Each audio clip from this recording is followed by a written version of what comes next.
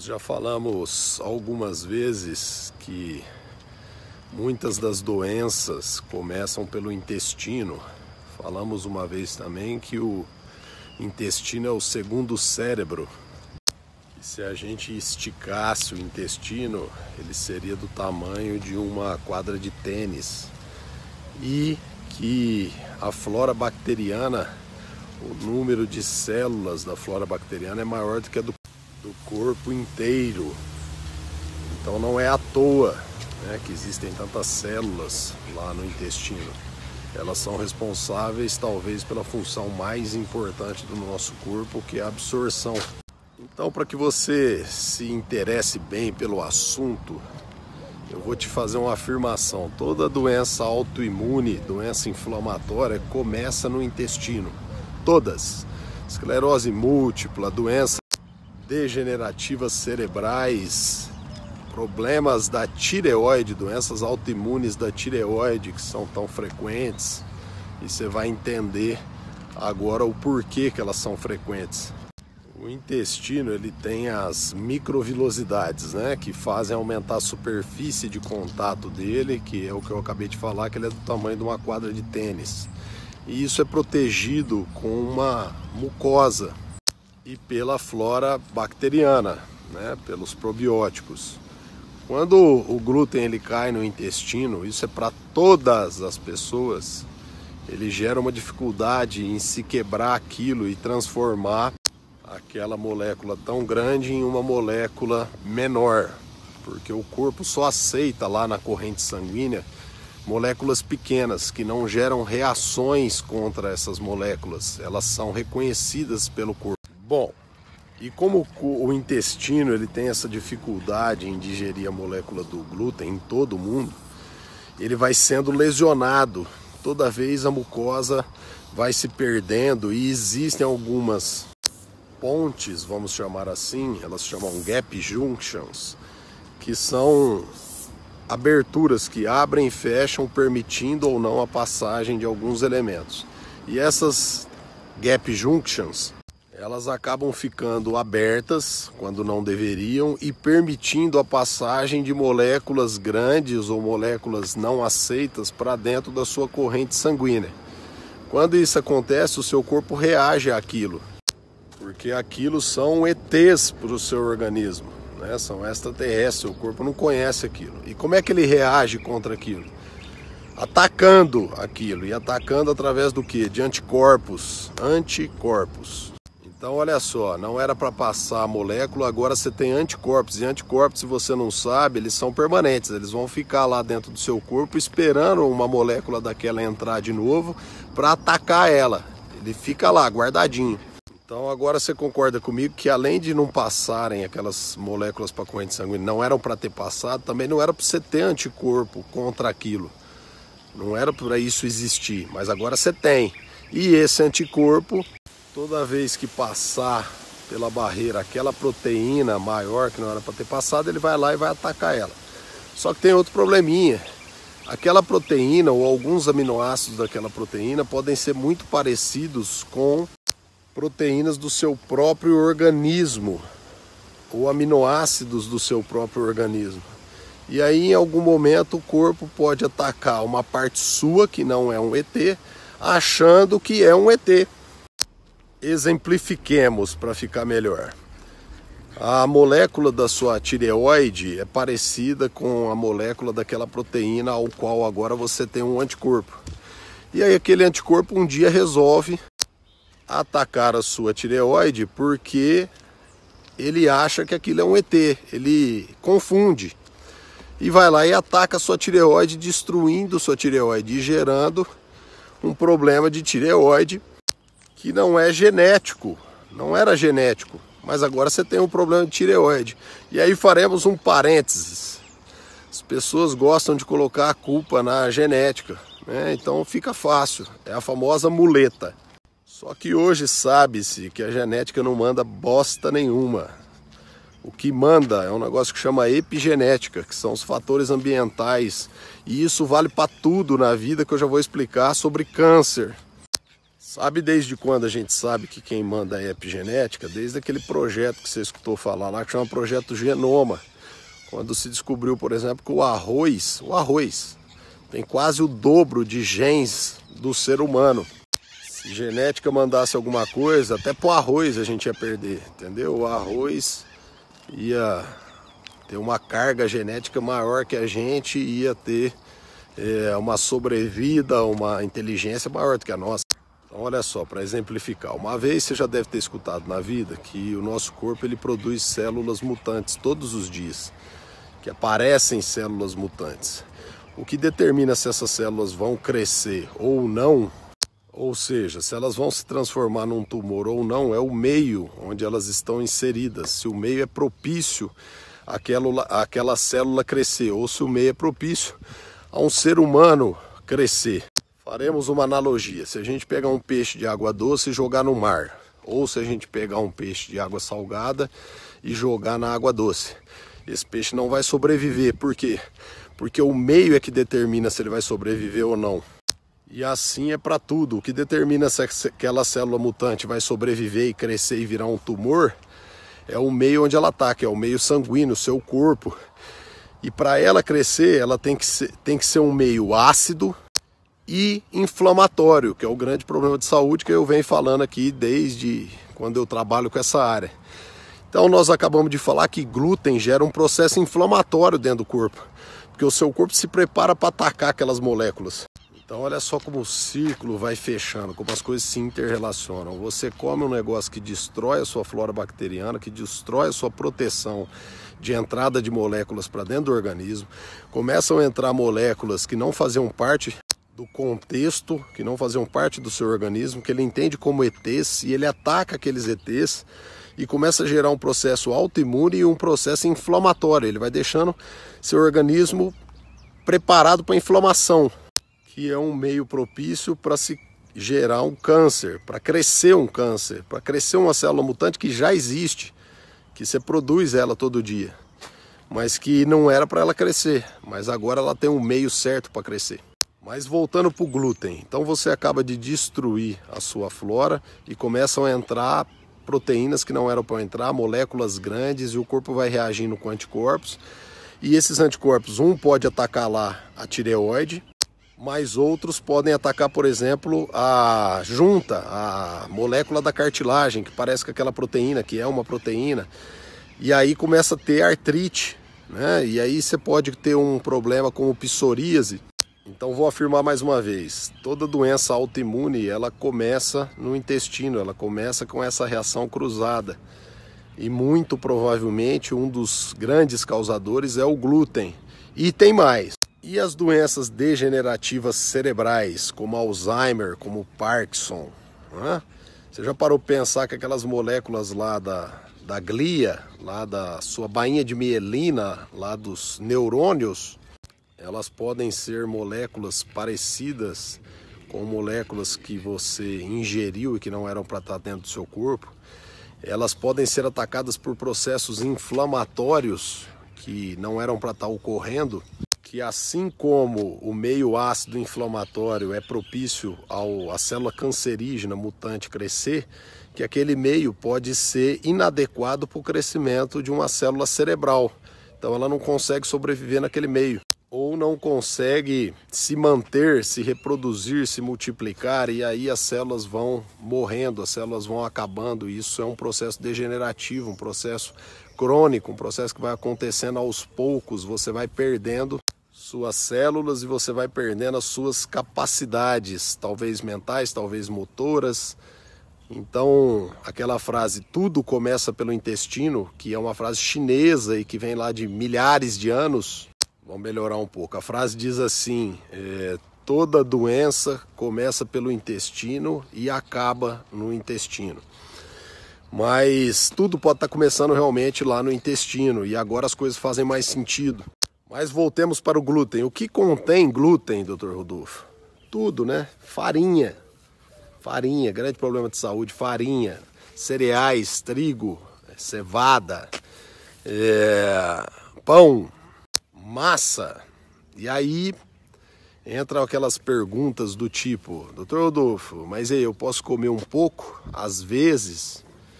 E aí o post lá que foi feito na aula do Lair Ribeiro diz assim: se você pular um precipício 99%, você pulou 99% dele, aonde você vai cair? Então a real é o seguinte: o mundo moderno, ele te leva a comer farinhas, né? Cada vez mais, porque são coisas baratas e coisas que dão lucro, né? Por isso que o ser humano hoje está intoxicado. Se você... Já existem trabalhos dizendo que agora o ser humano passa a viver menos. Igual o ser humano vem vivendo mais, a cada ano vive mais tempo, agora vai começar a inversão. As crianças que nasceram depois de 2005, dali para frente, já tendem a ter uma expectativa de vida menor. Por quê? Porque está tudo poluído. A água que você toma tem metais tóxicos, o solo, a comida que é produzida no solo está contaminada.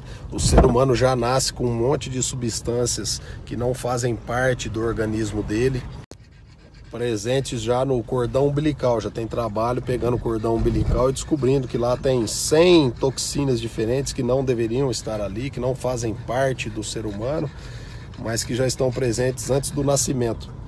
Então você não deve ter pão na sua casa, muito menos dar para o seu filho, porque ele vai comer por muito mais tempo. Aí responderemos todas aquelas perguntas. O pão de hoje, ele tem muito mais glúten que o pão de milhares de anos atrás. Por quê? Melhoramento genético, né? Para aumentar a produção, para crescer mais rápido e para dar mais lucro. Então Jesus comia outra farinha, outro pão, com muito menos glúten. E hoje o glúten ele é muito mais presente, muito mais inflamatório. Os cereais tem, tá? A aveia não era para ter, acaba tendo porque existe uma reação cruzada, né? A aveia ela fica estocada no mesmo lugar onde tem trigo, cevada, e acaba contaminando. A Marcela, por exemplo, come aveia, mas come uma aveia que não passou por essa contaminação. Obviamente que você já entendeu que não é só glúten que é inflamatório, que gera esse processo todo que eu expliquei, porém o glúten é o mais importante. Nesse processo entra a questão do leite também, com as suas proteínas. Então entenda que nós não estamos falando de doença celíaca. Doença celíaca é aquela criança que realmente não aceita o glúten. Quando ela come o glúten, há uma destruição total.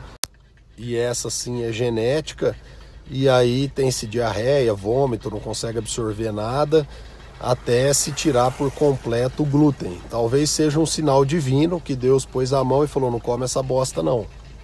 O que nós estamos falando, assim como eu falei do leite também, não é de intolerância à lactose, né? Nós estamos falando de sensibilidade, de respostas do organismo de qualquer um. Então, muito diferente de doença celíaca, ok? Não confunda uma coisa com outra. Nós estamos falando de hipersensibilidade. Rodolfo, como é que eu faço para saber se eu tenho isso? Então, primeiro, você tem, entendeu? Talvez num grau menor, mas tem. Você não teve a sorte de Deus ter colocado a mão e te dado uma intolerância à lactose e uma doença celíaca, entendeu? Então, você fica lá, leite, glúten, se matando aos poucos.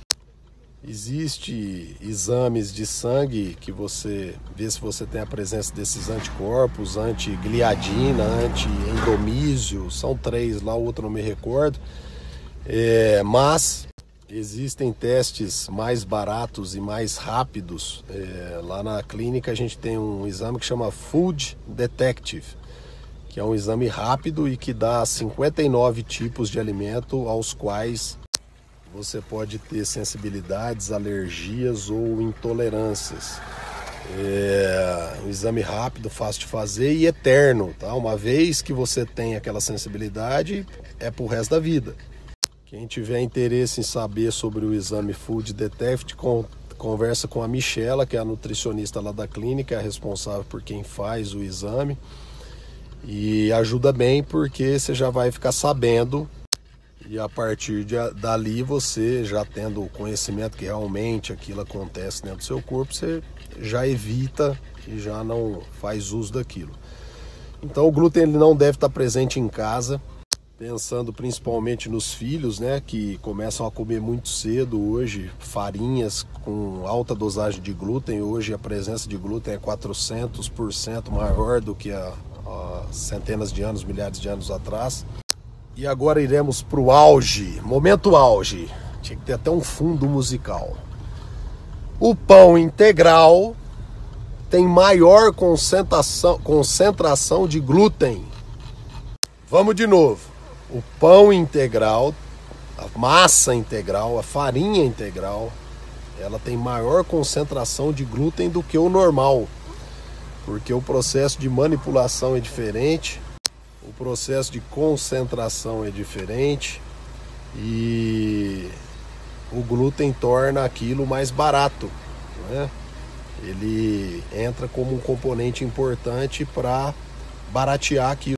Então não confunda alhos com bugalhos, né? O pão integral ele tem menor índice glicêmico, porém ele é feito de farinha também e ele tem uma alta concentração de glúten, que é o assunto de hoje. Então, como eu sempre digo, as pessoas não devem ter porcarias na rotina, né? Não pode ter em casa todo dia, comer aquilo todo dia. Às vezes comeu, criança, fora de casa, festinha. É mais ou menos como eu ensino os pacientes. Você vai numa viagem, você já sabe que você vai beber alguma coisa à noite, que você vai comer, vai furar a dieta. Então você capricha ao longo do dia, come bem no café da manhã, come bem no almoço, porque você já sabe que à noite você vai furar. Então você dilui o seu erro, né? Você vai diluindo, é assim que funciona. É assim que funciona um lixo, é assim que seu organismo reage e consegue eliminar aquilo. Agora, se você coloca na sua rotina, aí fudeu. E aí se você diz assim que você é daqueles que não consegue ficar sem pão, sem massa, sem doce, você é doente, né? Você é compulsivo. Talvez você tenha uma ansiedade para tratar, mas saiba que é vício, tá? Porque farinha e açúcar dentro da sua corrente sanguínea é tudo a mesma coisa. É transformado em açúcar simples, em glicose, que é altamente viciante. Então você é um viciado como outro qualquer. Tem gente que é viciado em álcool, tem gente que é viciado em cigarro, tem gente que é viciado em drogas ilícitas e você é viciado em açúcar, em farinha, que é tudo a mesma coisa dentro do organismo. Então tem que tratar um vício. Mas quais as alternativas, Dr. Rodolfo? Olha, aqui em casa, por exemplo, agora que é meu café da manhã, eu venho do jejum, vai ser só ovo, então não tem carboidrato. Agora, a Marcela, por exemplo, come uma aveia sem glúten, que ela já mostra aí várias vezes.